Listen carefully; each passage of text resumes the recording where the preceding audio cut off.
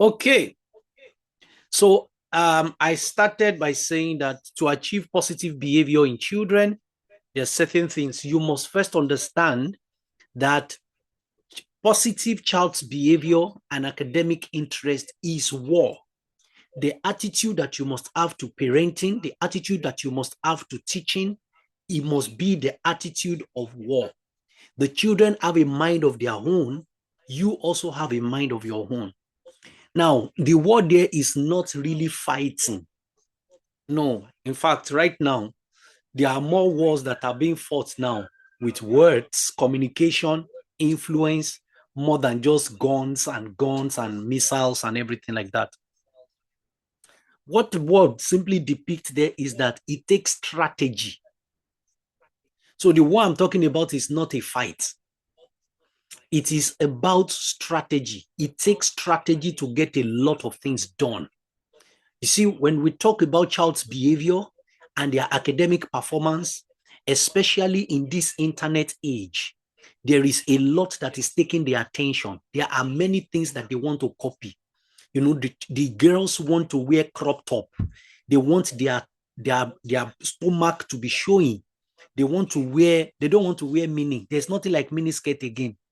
They want to wear a jean that is the same as possibly their panties.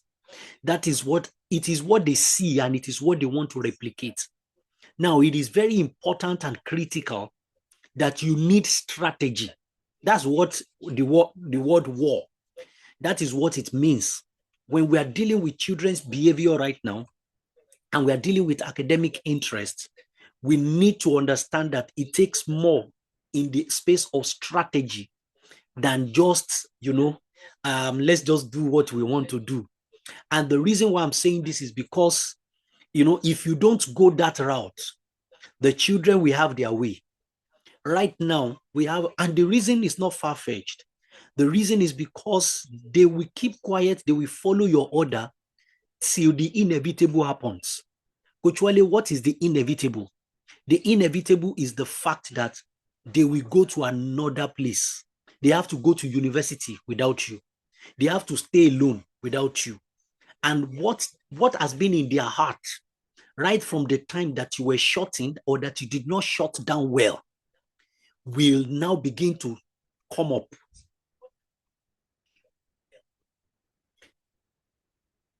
It will begin to show. And this is why it is very critical and it is very important, to be able to pay attention to strategy. So understand that positive child's behavior and academic interest is war. I like saying something. There is no beginning in a child. Every teacher must understand this. Every parent must understand this. There is no beginning in a child. There is no time that we said, oh, this is when we give birth. Possibly we talk about giving birth to a child because we want to be able to know the birthday. We want to be able to celebrate and want to be able to count the age. But if we look at it critically, the concept of reproduction is from reproduction. That means there's a production and then we have repeat production, because that is what we are talking about. Look at the children in your classes if you're a teacher. Look at your children if you're a parent. You will agree with me. There's no beginning in them. What does this mean? They continue from where you stop. They don't have, what it means is that they don't have a mind of their own. They don't have a will of their own. Yes, I agree to the fact that we all have assignments to do on earth. We all have purpose. We all have a lot of things. But I can tell you for real, I can tell you today that there is so much, and I mean it, so much that is locked in what the children meet when they are given birth to. You see, a lot of people, I use this picture as an example. This is the father who is a renowned basketball player. And then this is the son who is taking that part also. Why? Because that is what he grew up to see. That was what he was born into. There is no beginning in a child. When a child is showcasing a strange behavior, what we call strange behavior It may actually be an hidden behavior in the parent or expressed behavior in the parent. When a child is always bullying people, it has been discovered that it's because the child has been in an atmosphere of bully or atmosphere of violence. When a child gets angry easily, the child learnt it. What this means is that behaviors are learned. There is nobody that came to the world with anger. No, maybe in Nollywood or Hollywood. Behaviors are learned. I learn how I'm talking right now. No, you have to understand that. You learn how you are speaking, how you talk, how you dress, how you learn, how you read, how you understand, how you respond to situation, how you respond to people, how everything, you learnt it. So that brings up a foundation for people or children's behavior. Children's behavior actually came from their exposure. It was because they saw something. That's the reason why it's happening. There is no beginning in a child. A child is as clean as anything when he was born, but by age 5, there will have been a lot of deposits in that child, which will determine his behavior or continually determine his behavior. So everybody must understand this. Teachers, school owners, parents must understand this. Very important. You see, when I'm running training like this, I'm conscious of the fact that I'm not only speaking to school owners or educators, I'm also speaking to parents. I believe parents are also here. And this is why it's very important to really, really pay attention to this. The child that you are tired of, the child that you are praying for, the child that you are saying, oh, I don't even understand why he's behaving like this. If you check it very well, you will agree or you will see that there is something about a communication and exposure somewhere that is picking this from. You know, I was working with a boy for his academic performance, and the mother says he's easily distracted. And then I go to the home and I saw the screen. The screen looks like wall. It's just the size of the wall. I don't know how they got it done like that, but that was the size. Along the line, while I was working on the boy, I asked the boy, don't you have home theater or any entertainment, something? And he said, and he pointed at the wall. I said, no, that's wall. No, he said, it's our TV. So I told him to on it. So what he was watching before I came was what came up. I said, this is what you are watching every day. I told the mother, I said, your son cannot concentrate. It is not possible. He's going to a school where the TV is just 32 inches. It's not possible. So it makes me understand that behaviors actually come from exposure to privileges, exposure to control. Some parents think that the best way to discipline their children is to frown at them. Don't laugh. They don't know that the child is speaking something. So all of a sudden, the boy gets to social gathering and then is frowning. And let me make you understand, nobody wants to associate with someone that frowns. Nobody, because of the frowning of the father and the mother, you'll be shocked. Some of those children have low self-esteem. Some of those children does not have confidence. They can't express themselves. They are in gatherings, they are supposed to talk, but they cannot talk. They know the answer in the class, but they can't stand up. There's no confidence because they came from an environment where to keep quiet is termed compliance. To keep quiet and to shut your mouth, even though you have something to say, is actually a proof and a test of loyalty. I tell you the truth, except the child is going to stay with the parent forever and ever. That is when you can call that a test of loyalty. But we are knowing better right now. And that is why I like saying there is no beginning in a child. Anything you see in your child currently, something happened. Somebody had dropped it. Somebody exposed him to it. Oh, yes. Early this year, I had the privilege of working on a boy who had been addicted to pornography for the past nine months on the mother's laptop. The mother sent me a message. I structured the meeting, and then I was in the home. Initially I did it on Zoom, but I had to show up to see the child. And I discovered that it's actually because the mother has been, I don't want to say careless, but just carefree. How can you leave your laptop and then your son will use your laptop from 10 p.m. at night to like 3 a.m., sometimes 3, 4 a.m. And then you don't even feel it. You took the laptop back. You don't even know that something is wrong. You just open the laptop and you just continue from where you stop. Is that so? Can't you, aren't you checking the history of, what do I call it now? Aren't you checking the history of browsing history or something for 9 months? A child is not a phone, not the child's phone, not the child's laptop. The child has been using the mother's laptop. And because there is free Wi-Fi at home, which is why exposure to privileges is also, these are some of the things that are leading to this behavior. It's no doubt that, you see, when you see some children of extremely rich people, they deal in drugs. They are addicted to certain, hard drugs. And why? Because of exposure to privileges, exposure to control. You see, this is why I say that there is no beginning in a child. It is very important to understand this concept. Okay, so permit me to touch a bit about this. Please, I don't want to spend too much time on parenting in Gen Z, Gen X, and everything like that. But let me stay. I'm just going to skip some slides so that I can meet up with the time that we have. Children's behavior response to parents' capacity. It is not even about teachers' capacity or school capacity. It responds to parents' capacity. When you see a child behave well, it is showing the capacity of the parent. Oh yes, when you see a child that is misbehaving, it is showing in the capacity. I'm not saying that the financial ability of the parent, I'm not saying the economic capacity of the parent. I'm talking about parenting capacity. And when we talk about parenting capacity, we have it in 6 places. If you are a school owner and you want to have a boarding house, this is one of the most important slides that you are going to have.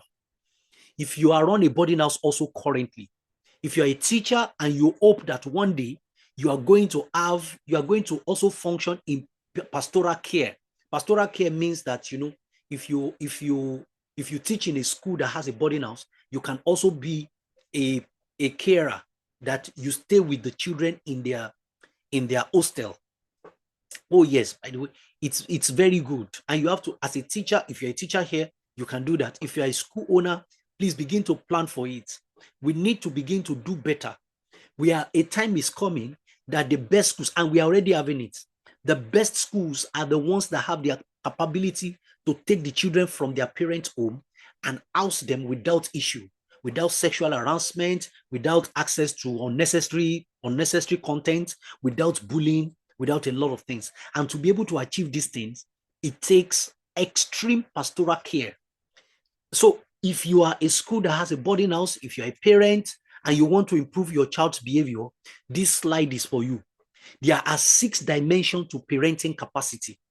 You can have good financial capacity, but if your parenting capacity is low, you are still not going to have positive children's behavior. There are children that really disgrace their parents on their wedding day.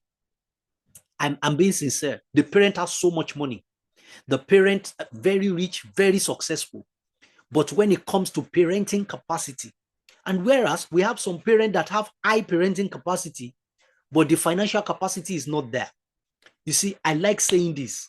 You must build capacity all-rounder. You must be an all-round person. When we think about your parenting capacity, you are there. When we think about your financial capacity, you are there. When we think about your professional capacity, you are there. When we think about relational capacity, you are there. This is so important and so critical to be able to do. Now, this is critical. There are 6 areas that showcase parenting capacity. And please permit me, I'm just going to go through it quickly, briefly, and then so that I can get to the next point. Number 1 is basic care. This is general to many parents. Basic care has a lot to do with provisions.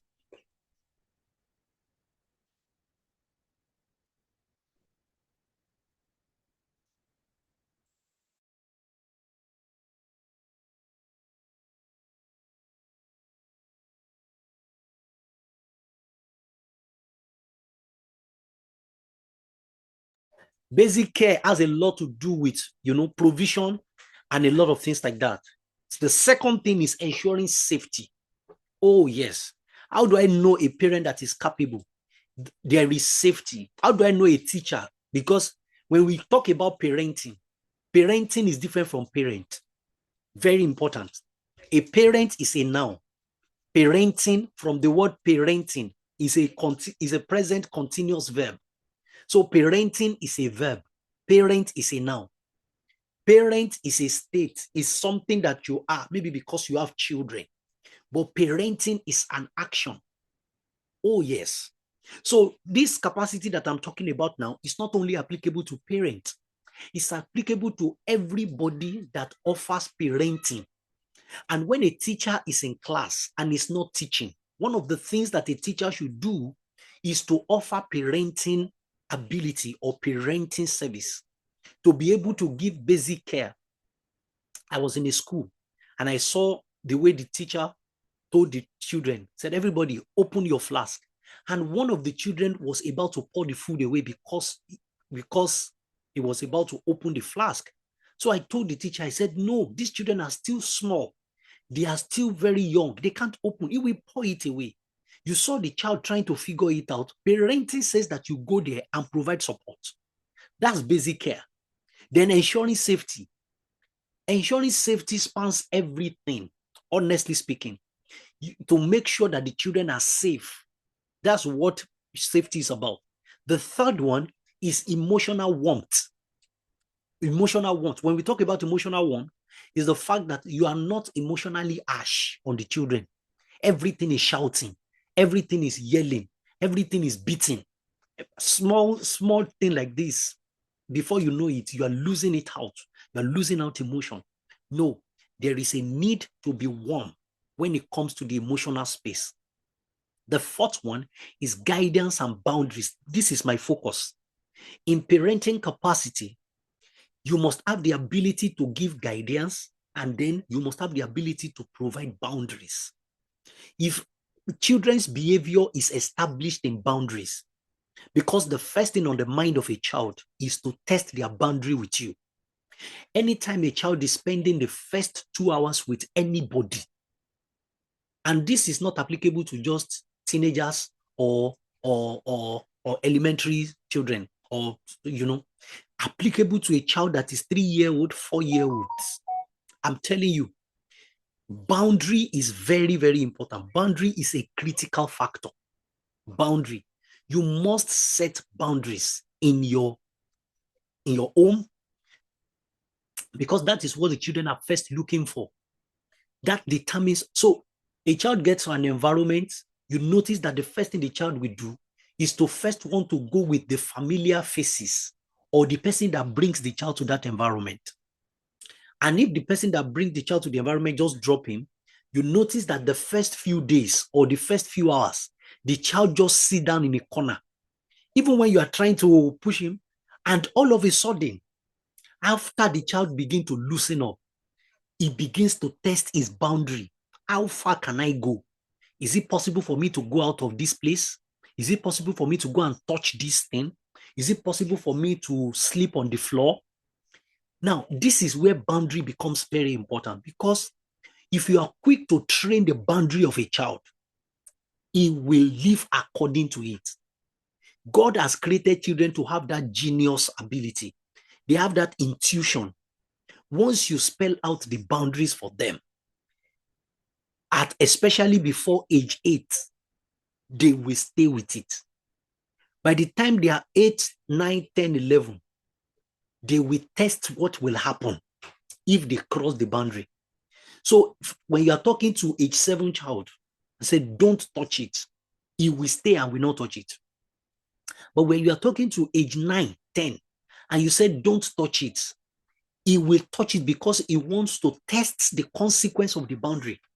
He wants to know what is going to happen. And if nothing happens and he sees that you are just a person of your word, it's just word that you have, it's just instruction that you are given, he continues to touch it. That is how children are raised. So when you are a lenient or a permissive parent who does not give boundary. In your house, anything goes. In your class, anything goes. You are teaching in the class and children are gisting. Let me make you understand. There is something about boundary that you are not setting. Because you have to set it for them to test it. And when they test it, what testing means is that you must give the consequence for doing what you told them not to do. Oh, yes. So one day, I have a daughter who I was informed that she begged for something. And it's already a rule that I have stated. So the mother was thinking that I was going to forgive her. I said, no, the training we are giving to this child for this thing not to happen again is the fact that you have to, because the stage she's actually testing boundaries. If you don't test boundary, if you don't create boundary, if you cannot reciprocate violation of boundary, you don't have parenting capacity. Please let me go on. So I said, when we talk about behavior in children, when we talk about affecting children behavior, this is very important. I call it discipline. And please permit me, a lot of people, and I mean it, a lot of people don't really understand the principle of discipline. And I hope that in the short time that I have, I'm going to bring it home to everybody what discipline is, because discipline is not beating. Let me first of all establish that. Kuchwali, that's how I train my children. I beat them. So I ask, what is this man doing? A lot of people say he's disciplining the child.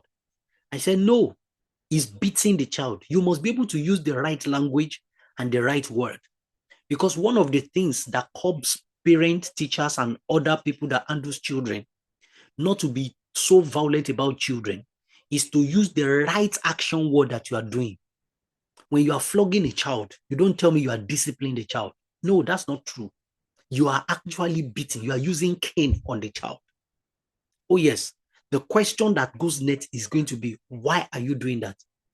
Is that what will solve the problem? Is that the right tool for the right thing? Is that the real issue? So a child was caught toasting another child in senior secondary school. And the next thing that happened is the fact that the two of you come to the assembly ground and then you start beating them. I don't understand. So physical discipline will explain emotional, mental, and a lot of lack of indiscipline. You see, let me make you understand this. When you go, I always advise parents and teachers, educators, to go at least, even if it is once, visit, what do I call it now? Visit the prison to see people that have been in prison for 10, 15, 20 years. They call the place correctional facility. But instead of correcting them, what they are subjecting them to is making them to become monsters. Oh, yes. So hence, the tool determines the discipline. Discipline is not in action. Discipline is in the tool that is being used. Very important. What of this man? He's beating the child. Follow me, please. I start discipline by saying that discipline is not about the children. Discipline is about you. Child discipline is needed for child's behavior, but child's discipline is about the parent or the teacher in the class, the parent at home or the teacher in the class. The discipline of a child is about you. If you don't fix the child, if you don't fix yourself, you cannot fix the child. If you don't go through the disciplinary process of yourself. Why? Because if your natural tendency, the natural thing you do immediately when you see a children throwing tantrums, when you see children having arguments, children actually behaving like children, if the first thing you do is to yell or to beat, something is not wrong with the child. Something is wrong with you. You know, like I was telling the teacher says, this boy is frustrating me. Is this one? I said, it's not true. There is no child in a class that has the capacity to frustrate you. None. I've been to a school to speak before, and a child was making jest of me. I'm telling you, I was speaking, and the child was saying what I was saying. Why? Because he wants to frustrate me to go out so that he can go back to play. But because I have gone through the discipline, of work, the discipline of person, because I have passed through it, I saw that and I laughed. And you know what? I continued with my class. He was frustrated the more. He looked for whatever it is that he wanted to. Thank God the principal of the school was at the back. So the principal had to say, if you step out, I will make sure that you leave this school. So he could not go. Till I finished the class, he sat down there. If I had taken it up and said, what is wrong with you? This one, he's looking for something that is going to use against me, either to the father or to the mother. Discipline is first about you. Every teacher must understand this.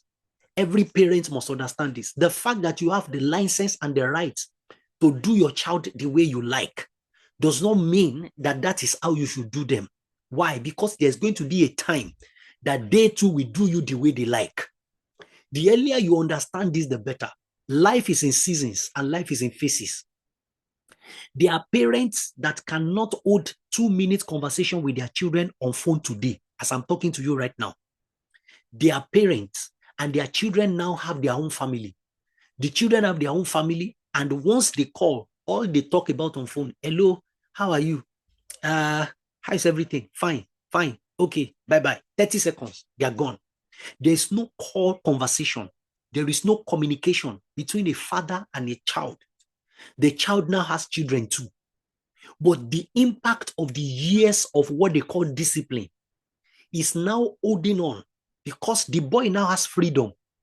Understand something. Childhood is short. Adulthood is long. Very important. If you want to stay and live for 100 years on earth, your childhood year is going to be possibly 25 years. The first 25 years. In fact, by the time you are 20, now, a lot of people are living childhood. Childhood is short. When you think about it, your 18 years, the first 18 years of life is what we call childhood. From 18 to 70, 80, 90, you see how long it is. So in that first 18 years, you are always harsh on the children. You are always harsh. You are always do this. You do this today. You do this today. You are doing different things.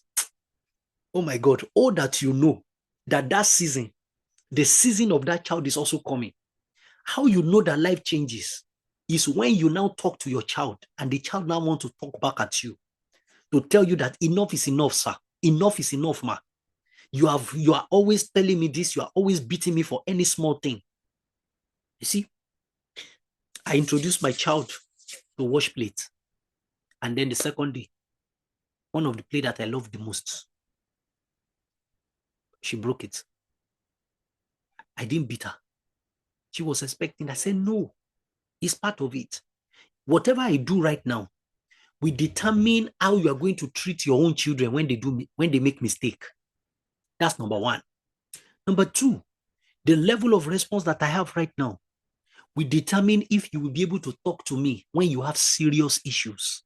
It's amazing how some children have core issues in their lives. They are going through all these issues, but they can't tell their parent. I worked with a boy. When I was giving the parent feedback, the parent felt so embarrassed. So embarrassed. I have just spent 2 hours with the boy, but I in 2 hours, I know what happened in the family 10 years ago. I know the things that the mother does not know. I had information on what the father did not know.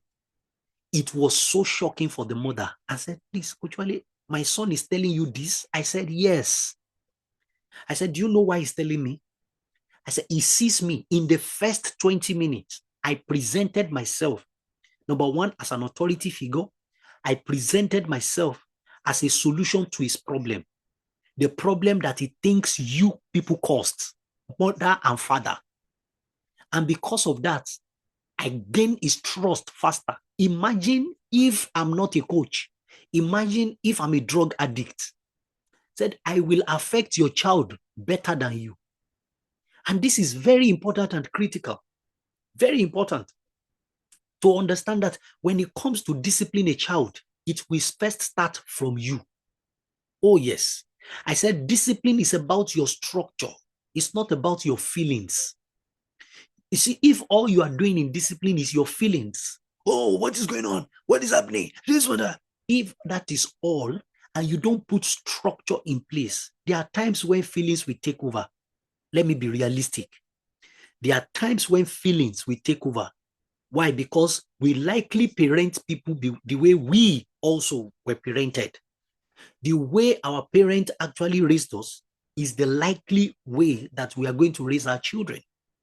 And majority of our parents in the 20th century raised us based on feelings.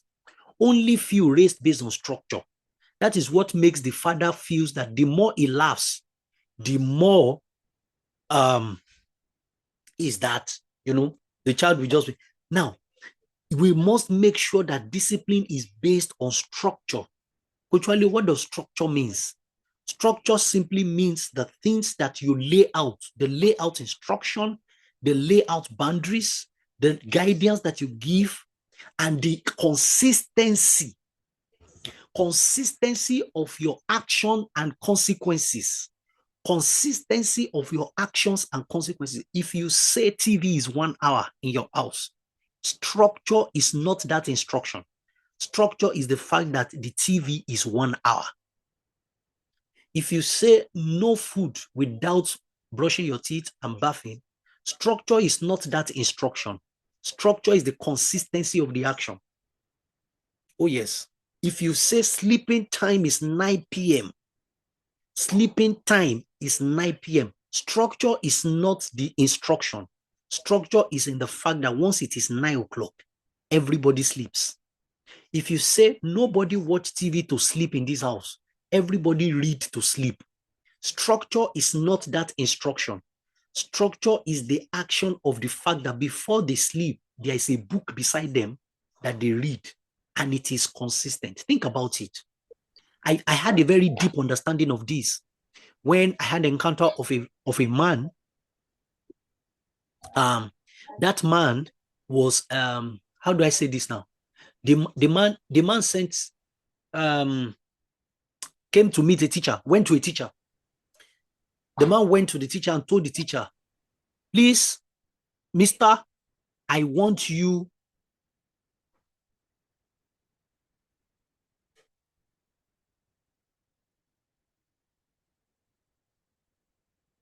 Sorry, I'm sorry about this. I don't know. I think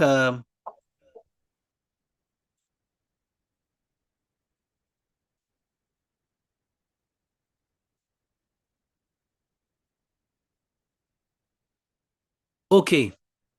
Please let's continue. So the man walked up to the teacher and told the teacher and said, please, from now, let my child in your class every day, let him stand up to ask a question or to answer a question. Said, if I see that you are not doing this, I will take my child away from this school. And the man explained further. He said, I sat beside my child in the Sunday school in the church. See, and the Sunday school teacher asked a question and nobody answered it, including myself. He said, when the Sunday school class was over and we were going to the main church, my son told me, Daddy, and I know the answer. So I asked him, why didn't you talk? He said, I don't have the confidence. He said, immediately I saw what happened to me happening to my child. Don't forget what I said earlier. There is no beginning in any child. There is none. So the man just said, no, from today, we have to stop this. We have to change it. We have to move to another thing. And what's the another thing? The boy started, working on asking questions in class. So when I was briefed about this thing, I said, this is the answer to public speaking. Some people go for public speaking training and spend hundreds of thousands as adults now. I said the answer to public speaking is in the ability of these children to speak in their classes daily, every day. Either ask questions or answer questions. I said, because that is how it's called structure. That is how performance is achieved. Performance is not achieved by staying with timetable in the classroom. I'm sorry. I say this everywhere, and the teacher thinks I'm saying something strange. I'm saying something strange. You can't get performance from a child because you stay true to timetable. No, to stay true to timetable, yes, you have done your part by saying you are teaching based on the curriculum, but the curriculum is not designed to help a child that cannot read. You will still need to create a structure in the class. So understand, discipline is about your structure, not your feelings. No. Discipline is about your concentration. If you want to change the behavior of a child, you must make sure that there is concentration and focus.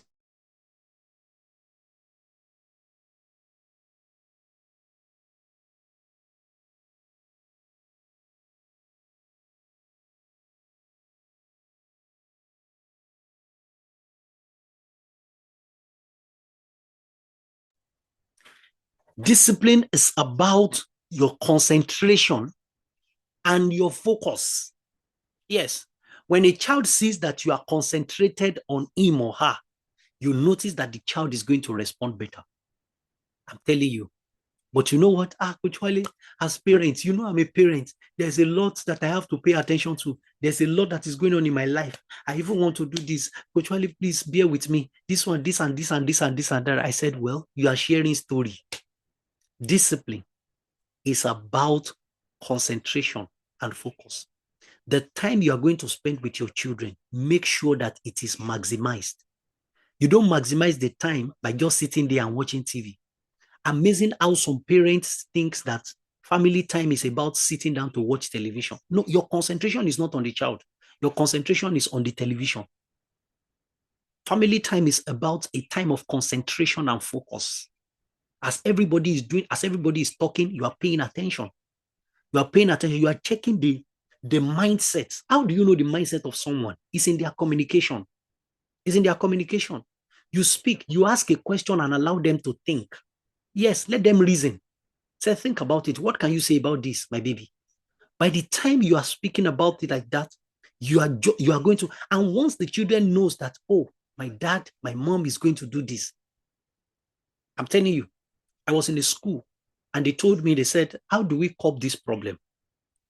How do we solve it? This school, our children don't read at home. And it's a secondary school. I said, that's dangerous. That means you can't have a superpower. I said, you know what we'll do? Let's create a structure. Every day, apart from assignment, give them what to read about, and they are going to discuss it in the class. I changed the timetable of the school. They come to the class, and then they tell us what specifically based on the assignment given. And the children that don't read, oh my God, after 2 weeks, some of the parents started calling, say, you have done something to our children. I say, yes. This is a critical times, and it requires critical people to make a difference. You have to make a difference in your school. You have to. That's what discipline is about. You see, it's not about beating first. It's not about consequence. It's not about deprivation. It's not about reinforcement. It is first about concentration and focus. Okay. Discipline is about consistency of practice. Yes. Not drama, not yearly. Consistency of practice. Of who? Practice of who? Practice of parents, practice of teachers. Discipline is about consistency of practice. Consistency is in two forms. You do something repeatedly. That is consistency. You do something and the other people that work on your children also do the same thing. That's consistency too. It's in two dimensions. So what you do at home is what the teacher do in the class. You are raising a disciplined child. Indiscipline will set in if what happens at home is different from what happens in the class. Or maybe what happens with the father is different from what happens with the mother. With the mother, it's okay not to greet. With the father, it's not okay. When the children meet the father, they greet the father. And the day they fail to greet, the father says, what's wrong with you? Greet me. The mother says, hold on now. Is it too? It's not that deep. Leave my children. You notice indiscipline. The child is going to be an indisciplined child because there is no consistency of practice. But when a boy comes to meet the father, greet the father so in some culture, they prostrate, goes to meet the mother, prostrate. If he fails to greet the mother, that the mother said prostrate. There is consistency. That is what the child will live out. I'm telling you the truth. Also, whatever happens in the school is what happens at home. Whatever it is that is done in the school, even if the parent or the teachers are not in agreement with what is happening, we don't talk about what is happening at home in the presence of the children. Neither do we talk about what is happening in the class in the presence of the children when it comes to parent. We have to understand that what powers discipline is consistency of practice. It's not beating. It's not all this drama that a lot of people put up. It's not fighting. It's not yelling. It's not cane. When you see an indisciplined child, go and check. It's possibly a child that did not experience consistency of practice. There is inconsistency in the practices. Today, he did something wrong. We laugh and we take over. Next tomorrow, he did something wrong. You beat. Another time, he repeats it. You just abandon him. Say, this one, I don't think it's my son. I think the mother went to bring him from somewhere I don't know. You have relegated that child to a life of indiscipline. And indiscipline grows just as discipline grows. You see, that's why I always say academic performance will come from academic discipline, not academic content, not classroom teaching, not classroom delivery, academic discipline. Discipline is at the heart of everything. In fact, I read in one of the quotes by, I think it was Newton, or this man that did bomb. He said the highest level of intelligence is discipline. The highest level of intelligence is discipline. The highest level of intelligence is discipline. If you want to know a disciplined child, if you want to know an intelligent child, check the level of discipline. And discipline is not a gift from heaven. The gift and talent of everybody has been given from heaven. We come out and leave it. However, what you make of those gifts and talents is going to be based on the kind of discipline that is given to you from home and in school. Finally, discipline is skill-based, not fear-based. Discipline is about skill. Discipline is not about fear. Every time your discipline is to instill fear on a child, that is not discipline. You are actually killing something in that child, which will show forth when the child is 30, 35, 38. All of a sudden, the child wants to take a step. He can't take it again. He has changed his mind. Why? Because of fear.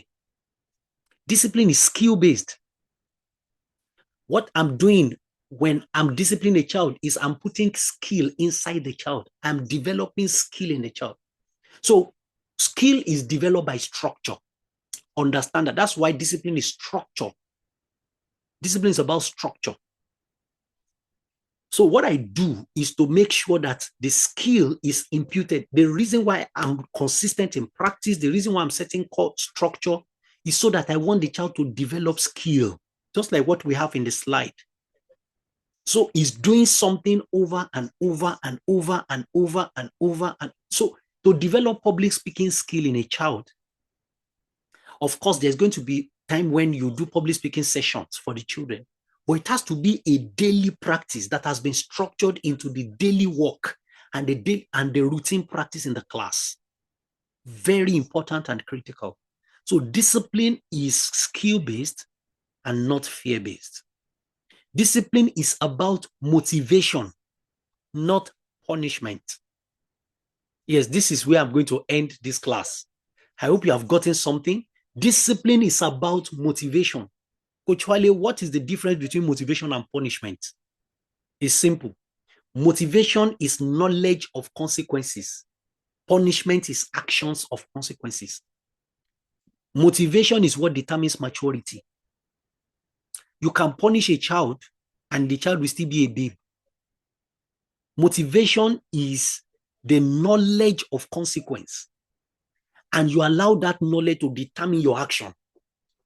So I always ask, if you put a 30-year-old man on a skyscraper and you put a 3-year-old boy on the skyscraper, who will jump down? The 3-year-old will jump. You know why? because he doesn't understand the consequence. He doesn't have the knowledge of consequence. The 30-year-old man will not try it. He knows the consequences, except what he's facing on that skyscraper is higher and bigger than him jumping and dying. That is when he will take it. That's what we call motivation.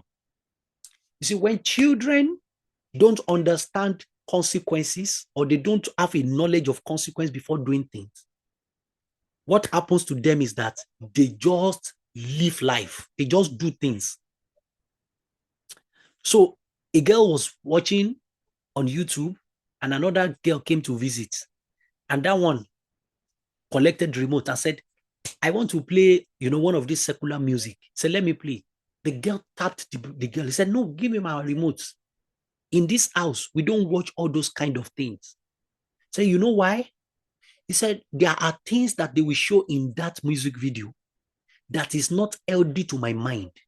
I will need a lot of help if I'm exposed to it. The parent is not there. The mother was not there. The mother was indoor, but he was hearing that conversation. So the mother was relaying it to me to say, oh my God, my daughter is mature. She's young, but she's mature. She was able to talk that one out of them watching that. You see that? You don't need, for that kind of daughter, you don't need to off the TV. You don't need to off the Wi-Fi. What happened? The child already has a knowledge of consequences. The child knows that if I expose myself to this thing, I will need a lot of help. If I do this, knowledge of consequences. Long when I was in SS2, I visited Obafemi Awolowo University. Oh my God. And as we were going, I saw people reading. I saw people, and the man that took us there, we had quite a good number of people. The man that took us there kept saying, the reason why these people are in this school, is because they read. If you want to be here, because as we were passing, we were seeing the structure. I told myself, this is where I'm coming. Oh my God. And the man kept saying it. If you read your book, if you pay attention in class, if you pass your exam, you will be here. And oh my God, by the time we got to school that day, everybody was reading. We had that motivation. It was why? Because it gave us knowledge of consequence of a certain action. That if you read your book, this is what it is. That's what we call motivation. That's why I believe there are some children that should be taken to prison when they are trying to be hooligans. Take them, just see the place. Can you see? Then take them to another place, maybe a beautiful building. If you have access to the place, let them enter the place. Let them see the MD of the place. I said, look at it. Which one do you want to be? I think you like that illegalism. And that's your experience. But look at this man. He's living his life and not a cyber crime, not a Yahoo boy. So motivation is knowledge of consequences. It is said that desire is best caught than taught. You can't teach motivation. They catch it. They catch it. So that is what discipline is about. What is punishment? Punishment is actions of consequences. Yes. When you act on consequence, you can be acting on consequence, and the child does not have a knowledge of the consequence. That is why it is not discipline when you punish a child, because the child may miss the point. It's very important to pay attention to motivate, especially when we talk about children's behavior.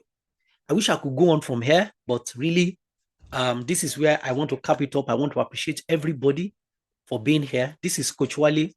You want Coach Wale to speak to parents, your parent forum, and other forms of train your teachers. If you're a school owner, these trainings are needed. These things are very, very critical, and they are very important. Oh my God. It's good to be a privilege for me, and very soon, all this thing I'm sharing with you, it has been documented in a book titled Achieving Positive Behavior in Children. This is needed by everybody. And also, I'm a child psychologist. I can be your school psychologist to work with all the children. I can be your home psychologist, your child psychologist, working with some unfavorable behavior, or very importantly, maturity and independence in your children. It's so very key. All these things we are saying, we have an approach where we use to work with children as a group, which in form of counseling, group counseling in schools or as individuals in homes. Thank you, everybody. I want to sincerely appreciate this training is being recorded and is going to be shared on the platform. Thank you, everyone. And I'll see you again in another training like this.